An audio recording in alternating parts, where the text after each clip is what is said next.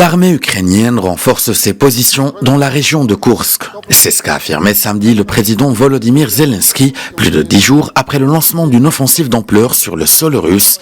Kiev espère que l'incursion modifiera la dynamique de la guerre, mais les responsables ukrainiens soulignent que l'objectif de l'opération n'était pas d'occuper la Russie. Les Russes, en même temps, avancent de plus belle dans l'est de l'Ukraine.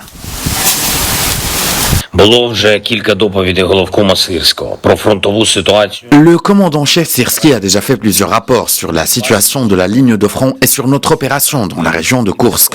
L'occupant subit des pertes et cela est très utile pour notre défense. Il faut détruire la logistique de l'armée russe et vider ses réserves. Nous devons infliger un maximum de dégâts à toutes les positions russes et nous le faisons. Je remercie chacun de nos guerriers pour leur dévouement, je les remercie pour leur force et pour leur résilience. Le commandant-chef Syrski a rendu compte de nos mesures défensives dans le Donbass, direction de Pokrovsk et de Toretsk, ainsi que de notre avancée dans la région. Face à l'avancée inédite des forces ukrainiennes en terre russe, plusieurs dizaines de milliers de civils ont déjà fui les villages frontaliers de la région de Koursk. Dans la soirée, Artem Charov, représentant officiel du ministère russe des situations d'urgence au quartier général opérationnel interministériel, a annoncé bloquer l'accès et évacuer 5 localités frontalières, tout en fermant temporairement l'accès à une 6e. Au cours de la dernière journée, plus de 3000 personnes sont parties vers des zones sûres, soit de manière indépendante, soit en convoi organisé. Des mesures d'évacuation prioritaires ont été prises dans 2 communes de la région. Une attention particulière a été accordée aux personnes âgées et aux familles avec enfants. La réinstallation des habitants des zones frontalières et leur placement dans des territoires sûrs se poursuit.